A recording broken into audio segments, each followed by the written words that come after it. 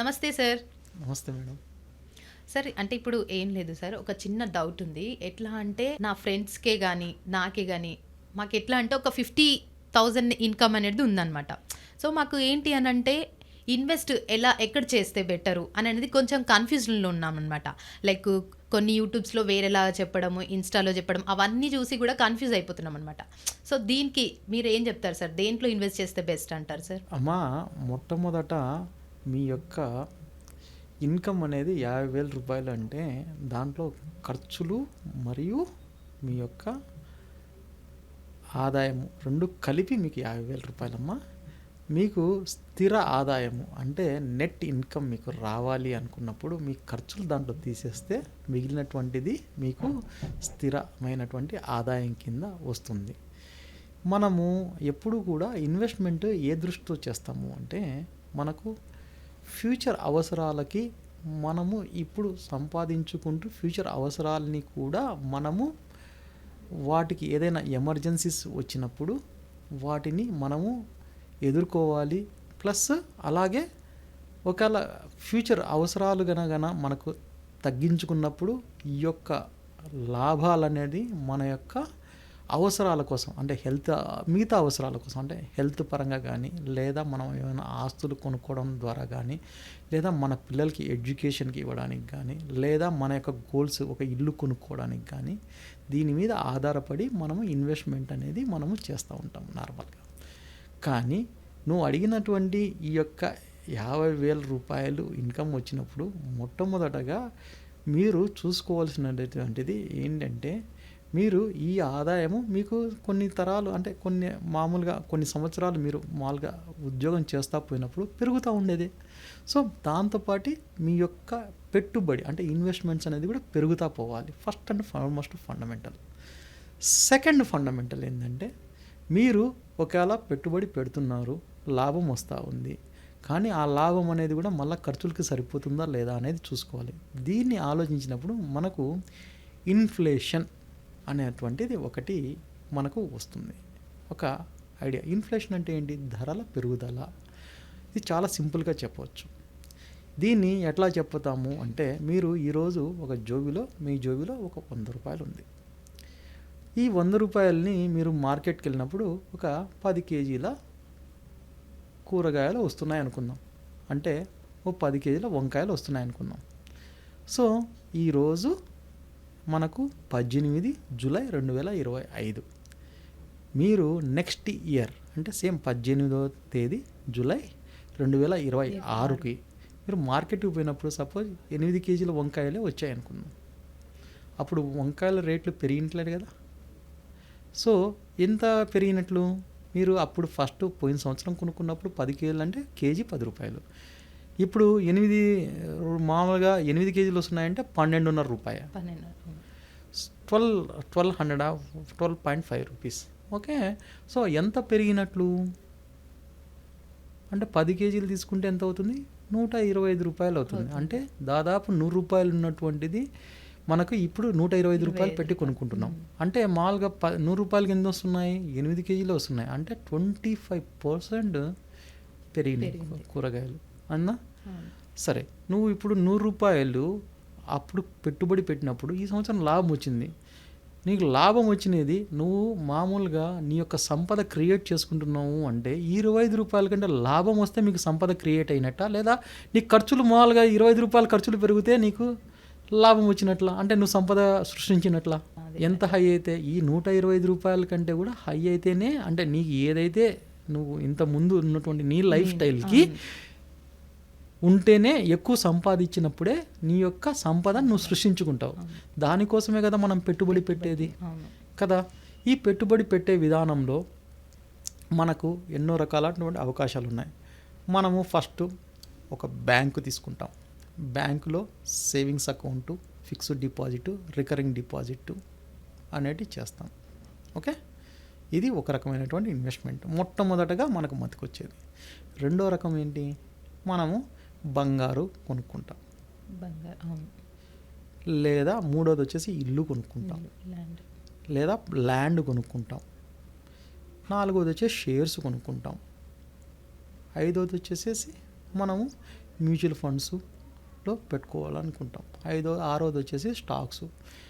ఈ అన్ని asset classes అన్నింటినీ మీరు గమనించినప్పుడు మీకు ఫస్ట్ వేటిల్లో ఇన్వెస్ట్మెంట్ చేసుకోవాలనిపిస్తుంది అంటే టెంప్టింగ్గా మీకు బాగా కనిపించేది ఏంటంటే ఈ రోజుల్లో ఉన్నటువంటి పరిస్థితుల ప్రకారం అయితే గోల్డ్, రియల్ ఎస్టేట్ అంటారు, అవునా?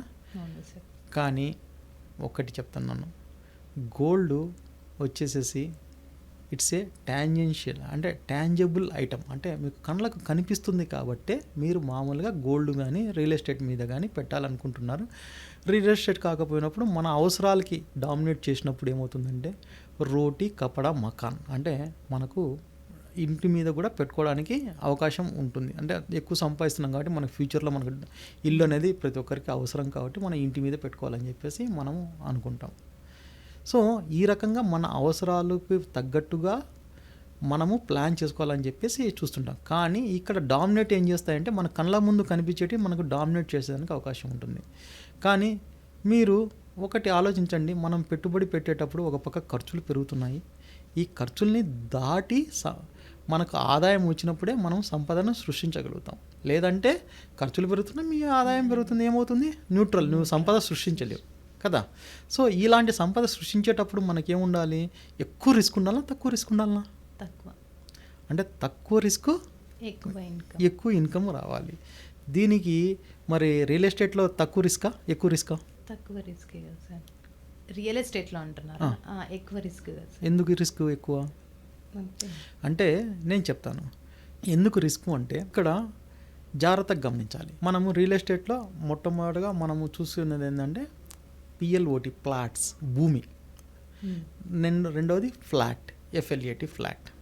ఈ రెండింటి మీద ఎక్కువగా ఇన్వెస్ట్మెంట్స్ అనేది జరుగుతూ ఉంటాయి. ఫస్ట్ భూమి దగ్గరికి వస్తాం. భూమి దగ్గరికి వచ్చినప్పుడు ఏమవుతుంది, నీకు ఒక ఎకరా భూమి ఉంది. ఒక రైతు, ఒక పల్లెటూరులో ఒక రైతు ఉన్నాడు. అది ఈరోజు సిటీ కిందికి ఏదో మున్సిపాలిటీలో కలుస్తుందనో లేదా సిటీకి దగ్గరగా మన సిటీ కూడా ఎక్స్పాండ్ అవుతుంది కాబట్టి అక్కడికి వెళ్ళారు. ఫస్ట్ ఫేజ్లో ఇప్పుడు దాన్ని అంతకుముందు గవర్నమెంట్ వాల్యూ ఒక 3 లక్షలు లేదా 4 లక్షలు లేదా 5 లక్షలు తీసుకోండి. 5 లక్షలు తీసుకొని ఇప్పుడు ఒక సిటీలో కలుస్తుంది లేదా మున్సిపాలిటీలో కలుస్తుంది అన్నప్పుడు ఒకటేసారి 10 టైమ్స్ పెరిగిపోతుంది. అంటే 5 లక్షలు ఉండేది 50 లక్షలకి ఇమీడియట్గా మార్కెట్ అయిపోతుంది. Within 2 months 3 months or within 1 yearలో కంపల్సరీ అయిపోతుంది. సో 50 లక్షలకు తీసుకున్నాడు ఒక పర్సన్. తీసుకొని మళ్ళా దాన్ని ఏం చేశాడంటే 5 కోట్లకు అమ్ముకున్నాడు. కానీ 5 కోట్లకు వితిన్ 1 yearలో అమ్ముకోగలరా? ఎంత టైం పట్టచ్చు? కనీసం అంటే 7-8 years పడుతుంది. అంటే టోటల్గా 5 లక్షలు ఉండేది 5 కోట్లు అవ్వడానికి ఎంత టైం పట్టింది? 8 + 1 9 ఏళ్ళు పట్టింది అనుకున్నాం. ఈ 5 కోట్లు 50 కోట్లు అవ్వడానికి ఎన్ని రోజులు పడుతుందమ్మా? చాలా, ఇక చెప్పలేము. చెప్పలేము కదా. అంటే నీకు ఫస్ట్ ఫేజ్ అంటే ఇనిషియల్గా అంటే కోర్ ఫేజ్లో ఉన్నప్పుడు నువ్వు ల్యాండ్ మీద ఇన్వెస్ట్మెంట్ పెట్టడం అనేది నీకు ఆదాయం ఇచ్చింది. నెక్స్ట్ ఒక్కసారి చేతులు మారినా కూడా కష్టపడి ఏదో నువ్వు సంపాదించుకున్నావు. ఆ తర్వాత సో ఇప్పుడున్నటువంటి రియల్ ఎస్టేట్ పరిస్థితి అది.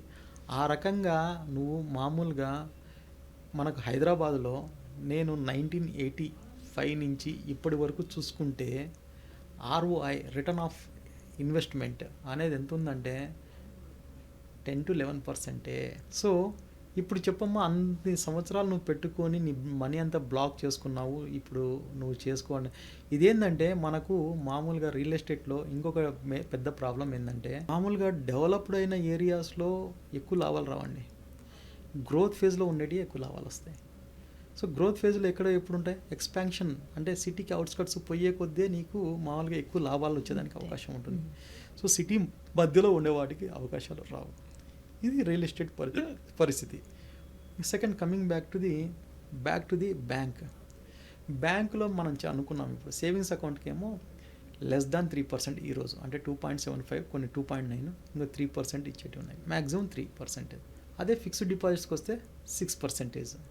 కానీ ఇప్పుడు అది కూడా తగ్గిస్తున్నారు. ఎందుకంటే RBI రేట్ కట్ సైకిల్ మనం స్టార్ట్ చేసినప్పుడు ఇప్పుడు 5.5కి వచ్చేసింది. అంటే ఇంకా తగ్గడానికి అవకాశం ఉంది. అంటే 6% నుంచి ఇంకా తగ్గడానికి అవకాశం ఉంది. ఓన్లీ మనం 6% సీనియర్ సిటిజన్స్ది మ్యాక్సిమం 6% ఒక సంవత్సరానికి అని చెప్పి తీసుకుంటాం 6%. అదే రికరింగ్ డిపాజిట్ అయితే మామూలు 6.5, ఒక 0.5% ఎప్పుడు ఎక్కువనే ఉంటుంది. సో ఇప్పుడు ఇక్కడ 3%, ఇక్కడ 6%, సేమ్ బ్యాంకే, సేమ్ ఇన్వెస్ట్మెంటే, మరి ఎందుకు వస్తుంది? బికాస్ ఫస్ట్ దాంట్లో మీకు ఫెసిలిటీస్ ఇవ్వడం వల్ల మీకు ఏం చేస్తున్నారు, ఎప్పుడు కావాలంటే అప్పుడు మీ డబ్బుల్ని మళ్ళీ మీరు బ్యాక్ తీసుకోవడం కాబట్టి తక్కువ ఇంట్రెస్ట్ అని చెప్పేసి ఫెసిలిటేట్ చేస్తున్నారు కాబట్టి మీకు తక్కువ ఇంట్రెస్ట్ ఇస్తున్నారు. First thing. సెకండ్ పాయింట్కి వచ్చేటప్పటికి ఫిక్స్డ్ డిపాజిట్. మీరు ఒక 10 లక్షల రూపాయలు బ్యాంకులో పెట్టినప్పుడు ఫిక్స్డ్ డిపాజిట్ ఒక సంవత్సరం నుంచి 5 సంవత్సరాల వరకు పెట్టుకున్నప్పుడు ఏమవుతుంది, టోటల్గా బ్యాంకు దగ్గర 10 లక్షల రూపాయలు లాక్ అయినట్లేగా, అంటే మీ డబ్బులు మీకు ఉన్నట్లేగా ఖచ్చితంగా. సో ఈ 5 సంవత్సరాల్లో 2 విషయాలు మీరు గమనించాలి. ఒకటి, మీరు ఇంతకుముందే మనం అనుకున్నాం ఒక 100 రూపాయలు మన దగ్గర ఉన్నప్పుడు నెక్స్ట్ ఇయర్కి ఎంత పెరిగింది, ఎంత మన అవసరాలు ఎన్ని పెరిగినాయి, 25% వరకు పెరిగాయి. అట్లా ఈ ఇన్ఫ్లేషన్ అనేది ఒక మనిషికి మనం క్యాల్కులేట్ చేసుకోవడానికి, ఒక ఉద్యోగస్తుడు కానీ కరెక్ట్గా క్యాల్కులేట్ చేసుకోవడం ఏ పద్ధతి అంటే, మీరు మీ యొక్క రోజువారీ ఖర్చుల్ని ఒక ఎక్సెల్ షీట్ తీసుకొని ఈరోజు నాకు ఇంత ఖర్చు అయింది, ఈరోజు నెక్స్ట్ డే ఇంత ఖర్చు అయింది అని ఒక సంవత్సరం పాటు మీరు మేనేజ్ చేశారనుకోండి, మీకు ఒక నెలలో పెరుగుదల ఎంత ఉంది ఆన్ యావరేజ్గా టోటల్గా ఒక సంవత్సరంలో ఎంత పెరుగుదల ఉంది అనేది మీకు ఒక అవగాహన వస్తుందా? అప్పుడు మీ యొక్క శాలరీస్ మీకు ఎంత పెరగాలని చెప్పేసి మీకు అవగాహన వస్తుందా? అలాగే మీ ఖర్చులు పెరిగి మీ శాలరీలు కన్నా పెరగకపోతే మీరు నిజంగా జీతం మామూలుగా ఉద్యోగం చేసేటప్పుడు మీ పరిస్థితి ఏంటి? సో మీరు సంపాదించింది ఖర్చులకే పోతుంది అనేది కదా దాని అర్థం. సో అప్పుడు మీకు రియల్ ఇన్ఫ్లేషన్ అనేది మీకు తెలుస్తుంది. మనకు పేపర్లో వచ్చేసేసి <5% వచ్చింది, లేదా 5% వచ్చింది, లేదా తగ్గిందే పెరిగింది 1%, 2% జరుగుతుంది. కానీ మీ యొక్క పర్సనల్గా మీరు ఖచ్చితంగా ఈ రకమైనటువంటి పద్ధతి ఆలోచించినప్పుడు మీకు నిజంగా ఎంత అంటే నేను పెట్టుబడి పెట్టినది ఎంత ఆదాయం సంపాదించుకోవాలనేది మీకు జరుగుతుంది ఖచ్చితంగా. సో మీకు ఒక ఐడియా వచ్చింది, ఇన్ఫ్లేషన్ని మీరు ఇంత బీట్ చేయాలి అని చెప్పేసి మీకు ఒక ఐడియా వచ్చింది. ఒక సపోజ్ 10% వచ్చింది. మీరు సంపద సృష్టించాలి అనుకుంటే మీరు 10% కంటే ఆదాయం ఎక్కువ వస్తేనే కదా. ఇప్పుడు బ్యాంకుల్లో మీరు చూసుకుంటున్నప్పుడు 6%, 6.5% మీకు హెల్ప్ చేస్తాయా? చెయ్యవు. పోనీ ఇన్సూరెన్స్ సెక్టర్ ఏమైనా మీకు చేస్తుందా? ఇన్సూరెన్స్ సెక్టర్ అనేది డిఫరెంట్ ఐడియాలజీ. ఫస్ట్ ఏంటంటే, మీ కుటుంబంలో సంపాదించే వాళ్ళకి ఏదైనా జరిగినప్పుడు ఎమర్జెన్సీగా మనము ఒకరు సంపాదించే వాళ్ళ ఆదాయం లేదు కాబట్టి మనకు అంతకుముందు కూడబెట్టుకునేటటువంటిది అమౌంట్ అనేది మనకు ఉపయోగపడే విధంగా చేసినది తప్పితే ప్రాఫిట్ గురించి కాదు. ఇన్సూరెన్స్ అనేది ఇట్స్ ఏ ఇన్ష్యూర్ అంటే inside assurance, inside assurance, that is called insurance. అంటే మీ యొక్క ఫ్యామిలీలో నీకు ఇన్సైడ్ అష్యూరెన్స్ అంటే నీకు కొంత అష్యూరెన్స్ అంటే నువ్వు కూడబెట్టిన దాంట్లో నుంచి నీకు ఇచ్చేటువంటిది insurance. It's not for the profit first thing. So insurance అనేది ఇన్వెస్ట్మెంట్కి కాదు. ఓకే, రియల్ ఎస్టేట్ అనేది కూడా ఉన్న ట్రెట్ చెప్పాము, బ్యాంకుల్లో ఉన్న ట్రెట్ చెప్పాము. బ్యాంకుల్లో ఇంకొక ట్రెట్ ఉంది యాక్చువల్గా. మీకు నేను జస్ట్ ఎగ్జాంపుల్ మాత్రం చెప్పు. మీరు ఒక 100 రూపాయలు బ్యాంకులో పెట్టినప్పుడు బ్యాంక్ వచ్చేసేసి మొత్తము ఎలా సంపాదిస్తుంది? ఈ 6% అనేది ఎలా సంపాదిస్తుంది అంటే మిగతా వాళ్ళకి లోన్స్ ఇవ్వడం ద్వారా కానీ, తన యొక్క కొంత లోన్ ఇవ్వగా తన యొక్క వచ్చినటువంటి మిగతా డబ్బుల్ని మనము ఇంకో చోట ఇన్వెస్ట్మెంట్ చేయడం ద్వారా కానీ టోటల్గా సంపాదించుకొని వాళ్ళ ఆపరేషన్ ఎక్స్పెండిచర్స్ తీసేసుకొని మిగతా అమౌంట్లో వాళ్ళు ఏదైతే కమిటెడ్గా అంటే commitment they are fixed income. మనకు ఫిక్స్డ్ డిపాజిట్స్ అనేది అందుకే మనం ఫిక్స్డ్ ఇన్కమ్ దానికి తీసేస్తే it's a liability for the bank. Actually interest pay చేయడం అంటే it's a liability for the bank. మనకేమో అసెట్. ఫిక్స్డ్ డిపాజిట్ చేసినప్పుడు ఇంట్రెస్ట్ అనేది మనకు అసెట్, బట్ బ్యాంకులకి liability, fixed liabilities for the bank. So వాళ్ళు ముందుగా క్యాలిక్యులేట్ చేసుకొని వాళ్ళు సంపాదించుకుంటారు. కానీ ఆ రకంగా మామూలుగా మీకు 20 రూపాయల్లో ఏం చేస్తారంటే మామూలుగా ఈ లోన్స్ అనేది ఇస్తారండి. హోమ్ లోన్స్ అని, క్రెడిట్ కార్డ్స్ అని. ఇది ఎగ్జాంపుల్ మాత్రం చెప్తున్నాను. మనకు మామూలుగా ఆటో లోన్స్ అని అంటే వెహికల్ లోన్స్ కానీ, ఎడ్యుకేషన్ లోన్స్ కానీ, మామూలుగా గవర్నమెంట్ లోన్స్ అంటే ఫార్మర్స్కి కానీ మిగతా శ్రామికులకి కానీ అన్యూనైటెడ్ సెక్టర్కి మొత్తం అంతా లోన్స్ ఇవ్వడం కానీ జరుగుతూ ఉంటుంది. వీటిల్లో బాగా లాభం వచ్చేటి 3 సెగ్మెంట్స్. ఫస్ట్ది క్రెడిట్ కార్డ్స్. క్రెడిట్ కార్డ్స్లో ఎంత వస్తుంది? 36%. ఎవరైనా డిఫాల్ట్ అయ్యారంటే ఎంతవరకు పర్సెంటేజ్? 36 వరకు వాళ్ళకి ఇచ్చేయడానికి ఉంటుంది. సో డిఫాల్ట్ రేట్స్ ఎట్లా ఉంటాయంటే దాదాపు 10% ఉంటాయండి. సో 10%లో వీళ్ళు రికవరీ కూడా దాదాపు 7-8% వరకు తెస్తారు. ఒక 2% అనేది పోతూ ఉంటుంది. సో 8%కి 30 అంటే నేను ఈ యొక్క 8%లో 36% అంటే ఏంటంటే 24 పాయింట్ అంటే 2.4% టోటల్గా మీకు స్టడీగా వచ్చేసినట్టే. మీరు ఆ రూ. 20 ₹4 పెట్టుబడి పెడితే 2.4% అనేది మీకు గిట్టుబాటు అవుతుంది. అలాగే హోమ్ లోన్స్ తక్కువ పెడతారు. కానీ హోమ్ లోన్స్లకి ఇప్పుడు ఇచ్చినటువంటి రూ. 20లో సపోజ్ ₹10 వచ్చేసి హోమ్ లోన్స్ పెట్టారనుకోండి, ఒక 20 ఏండ్ల కంటే ఈ ₹10కి నాకు ఇంట్రెస్ట్ నేను గెయిన్ చేసుకుంటా అంటే అది వాళ్ళకి అసెట్ కదా. అంటే 20 ఏండ్లు వాళ్ళది నీ యొక్క బ్యాంకు సేఫ్గా ఉన్నట్టే కదా. సో ఎందుకు నువ్వు బ్యాంకు దగ్గర ఉంటాయి కదా, నువ్వు హోమ్ లోన్స్ పెట్టినప్పుడు నీ యొక్క హౌస్ నువ్వు అంతా లోన్ తీర్చేంత వరకు వాళ్ళ దగ్గర ఉంటాయి కదా. సో ఇట్స్ ఏ సేఫెస్ట్ కదా వాళ్ళకి. అంటే ఆ అమౌంట్ సేఫ్ ప్లస్ 20 ఏండ్లు లాకింగ్ ఉంటుంది, వాళ్ళకి కన్సిస్టెంట్ ఇన్కమ్. ఎడ్యుకేషన్ కూడా 5 years లైక్ దట్. అలాగే వెహికల్ లోన్స్లో డిప్రిషియేషన్ ఉంటుంది, కానీ వాళ్ళకి ఇంకో లాభం వచ్చేది మేజర్గా ఒకటి ఉంది. ఒకటి ఓడీస్, ఓవర్ డ్రాఫ్ట్. రెండోది వచ్చేసి personal loans. Even the personal loans కొంత డేంజర్ అయినా కూడా, కానీ ఈరోజు ఉన్నటువంటి టెక్నాలజీతోటి కానీ, కొంత రేటింగ్ విధానంతో కానీ, కొంత ఈ యొక్క కస్టమర్ సిబిల్ స్కోరు మెథడాలజీతో అయితేనేమి, అంటే డిఫరెంట్ సోర్సెస్ ద్వారా మామూలుగా పర్సనల్ లోన్స్ అనేది కూడా వేగవంతం అయిపోయి మనకు 5% నుంచి 15% వరకు 15% నుంచి 18% వరకు మాత్రమే మాల్గా కలెక్ట్ చేస్తున్నారు. సో ఈ రూ. 20 మీద ఆ రకంగా చూసుకున్నప్పుడు ₹100 ఇన్వెస్ట్మెంట్లో వాళ్ళకి దాదాపు 13.6% వస్తుందండి. అలాగే మిగతా 80 రూపీస్ని తీసుకెళ్ళిపోయి వాళ్ళకి మామూలుగా డెట్ బాండ్స్ మీద కానీ, కమర్షియల్ లోన్స్ మీద కానీ, లేదా కమర్షియల్ బాండ్ పేపర్స్ మీద కానీ, లేదా ఇండస్ట్రియల్ మార్కెటేజెస్ మీద దాదాపు 15 నుంచి 18% వరకు సంపాదిస్తారండి. ఆన్ యావరేజ్ వాళ్ళకి 15 to 16% వస్తుందండి ఒక అంచనా. మళ్ళీ తర్వాత నిమ్స్ అని చెప్పి ఉంటుంది, నెట్ ఇంట్రెస్ట్ మార్జిన్ అని చెప్పేసి. అంటే ఇంకో బ్యాంక్ వచ్చి నా బ్యాంక్ నుంచి నేను తీసుకున్నా అంటే వాళ్ళకి దాదాపు డిఫరెన్స్ ఆఫ్ అమౌంట్ వచ్చేసి డిఫరెంట్ ఆఫ్ ఇంట్రెస్ట్ వచ్చేసి 2 to 3% ఉంటుందండి. సో ఆ రకంగా టోటల్గా బ్యాంక్కి ఈ ₹100 ఎంత వస్తుందంటే దాదాపు 18 నుంచి 20% అండి. సపోజ్ మీరు మ్యాక్సిమం 20% అన్నారనుకోండి, మీరు 10 లక్షల రూపాయలు డిపాజిట్ చేస్తే మీకు ఇచ్చేదేమో ₹60,000, ₹140,000 వాళ్ళు సంపాదించుకుంటున్నారు. బ్యాంక్కి వెళ్తే మీకు కూర్చోడానికి మీకు సీట్ కూడా ఉంటుందండి. సో బ్యాంక్ ఎంప్లాయీస్, బ్యాంక్ వాళ్ళు మాత్రం మంచి ఏసీలో కూర్చొని ఎంజాయ్ చేస్తుంటారు. మనం పెట్టుబడి పెట్టిన వాళ్ళకి చేస్తున్నాం. మన పెట్టుబడిని మనము నమ్మకము అనేటువంటి ఒక ఎమోషన్ ద్వారా బ్యాంకులో మనం లాక్ అయిపోతున్నాం అన్నమాట. సో బ్యాంక్ వచ్చేసి మీ ఇన్ఫ్లేషన్కి ఇప్పుడు ఉపయోగపడుతుందా? మీ యొక్క ధరల పెరుగుదలకి ఉపయోగపడుతుందా? సంపద సృష్టిస్తుందా? సృష్టించదు. కాబట్టి తక్కువ రిస్క్ తోటి ఎక్కువ లాభాలు వచ్చేటువంటిది మీకు మ్యూచువల్ ఫండ్స్. షేర్స్ దగ్గరికి మ్యూచువల్ ఫండ్స్కి ఉన్న డిఫరెన్స్ ఏంటంటే, షేర్స్లో మీరు చాలామంది నేను ఇప్పుడు పెట్టుబడి ఇమీడియట్గా పెట్టేస్తే నేను రేపు పొద్దుటికల్లా నేను ధనవంతుని అవుతాను, మీకు కాల్స్ కూడా వస్తుంటాయి, మీకు చాలా కాల్స్ కూడా వస్తుంటాయి.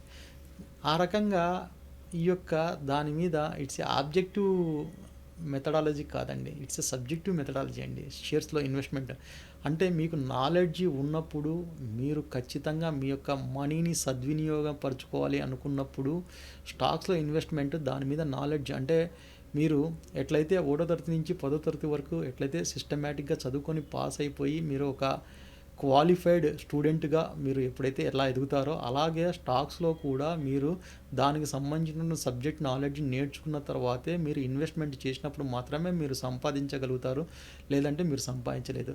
ఆ రకంగా చూసుకుంటున్నప్పుడు చాలా స్టాక్స్లో ఈ ఫ్యూచర్స్ అండ్ ఆప్షన్స్ సెగ్మెంట్లో 192 మంది లాస్ అవుతున్నారని చెప్పేసి గవర్నమెంట్ సెబీ తరపున వచ్చేటువంటి స్టాట్స్లోనే మనకు అర్థమవుతా ఉంది.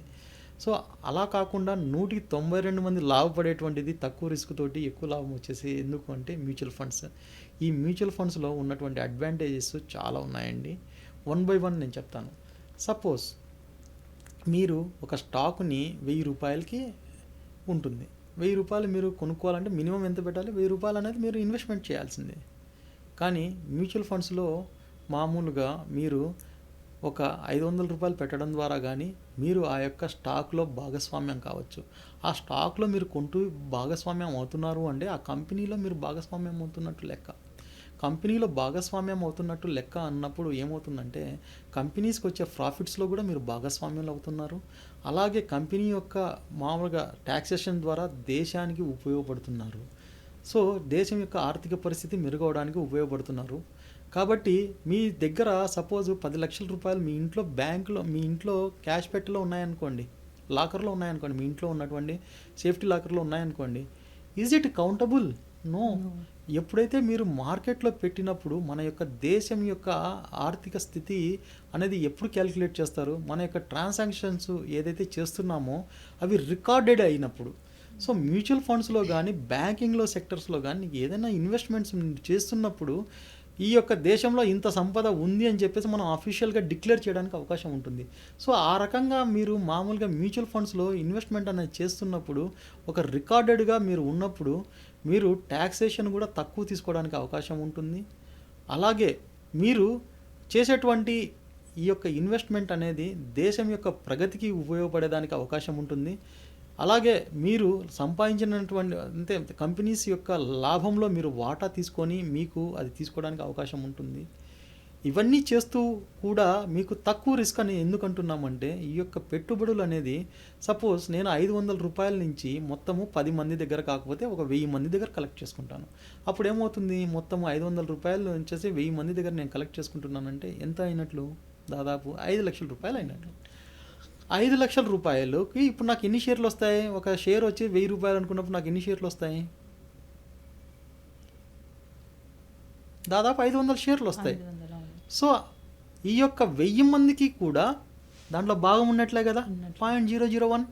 ఆ రకంగా చూసుకుంటున్నప్పుడు దాదాపు ఒక మ్యూచువల్ ఫండ్ అనేది 60 నుంచి 70 కంపెనీలలో ఇన్వెస్ట్మెంట్ చేస్తూ పోతా ఉన్నప్పుడు మీరు ఆ కంపెనీలన్నింటికీ మీరు ఓనర్ అయినట్టేగా. సో ఈ రకంగా మీరు లాభాలన్నీ తీసుకుంటూ దేశానికి ఉపయోగపడే విధంగా తక్కువ రిస్క్ తోటి మీరు ముందుకు వెళ్ళడానికి అవకాశం ఉంటుంది. కాబట్టి మనం మ్యూచువల్ ఫండ్స్ అనేది చాలా మనకు ఆరోగ్యకరమైనటువంటి పెట్టుబడి విధానం అని చెప్పి నేను చెప్పడానికి. సో చూసారు కదండి, చాలామందికి అంటే యూత్కే కానీ ఎవరికైనా కానీ ఇన్వెస్ట్మెంట్ చేయాలి అని అంటే లైక్ దేంట్లో చేయాలి అని చెప్పేసి కన్ఫ్యూజన్లో ఉంటారు. ఇఫ్ చేస్తే ఎలాంటి జాగ్రత్తలు తీసుకోవాలని చెప్పేసి అయితే సార్ అయితే చాలా చక్కగా వివరించి చెప్పారు. Thank you sir. నమస్కారం.